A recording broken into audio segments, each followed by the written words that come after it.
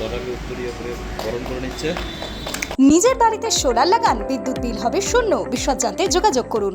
বাঁকুড়া জেলা থেকে আগেই পূর্ণমন্ত্রীর দায়িত্ব পেয়েছেন রানীবন্ধের বিধায়ক ক্ষুদিরাম টুডু। এবার আরও এক বিধায়ক পেলেন মন্ত্রিত্ব। প্রতিমন্ত্রীর দায়িত্ব পেয়েছেন সোনামুখী বিধানসভার বিজেপি বিধায়ক দিবাকর ঘরামি।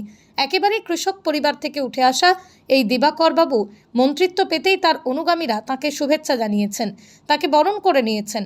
মন্ত্রিত্ব পেয়ে কেন্দ্রীয় রাজ্য নেতৃত্বের প্রতি কৃতজ্ঞতা প্রকাশ করেছেন দিবাকর ঘরামি। আপনি কৃষক পরিবারের সন্তান, একেবারে প্রত্যন্ত গ্রাম থেকে একেবারে উঠে এসেছেন এবং আজকে মন্ত্রী হিসেবে, রাজ্যের মন্ত্রী হিসেবে শপথ নিলেন। এই জার্নিটা কতটা কঠিন ছিল? দেখুন, কাজ করলে কোনোটাই কঠিন নয়।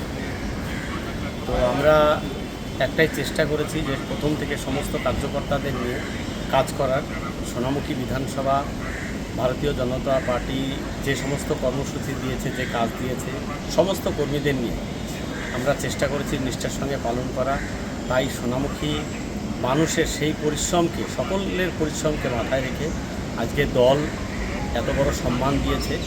আমি দলকে অসংখ্য অসংখ্য ধন্যবাদ জানাই যে এটা বিজেপিতেই একমাত্র সম্ভব যে আমাদের মতন মানুষকে মন্ত্রিত্ব দেয়া, আমাদের মতন মানুষকে এমএলএ বানানো, এত বড় বড় দায়িত্ব দেয়া, এটা বিজেপিতে সম্ভব।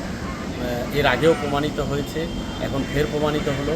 আমি আপনাদের মাধ্যমে প্রণাম জানাই মোদিজিকে, আমি প্রণাম জানাই আমাদের মুখ্যমন্ত্রী, আমাদের রাজ্য নেতৃত্ব, কেন্দ্রীয় নেতৃত্ব, আমাদের সাংসদ, জেলা নেতৃত্ব, সকলকে, এবং সর্বোপরি সোনামুখী বিধানসভার সকল বিজেপি কার্যকর্তা, সকল সাধারণ মানুষ যারা এত বড় আশীর্বাদ, ভালোবাসা দিয়ে আমাকে এই জায়গায় এনেছেন, তাদের সকলকে আমি প্রণাম জানাই।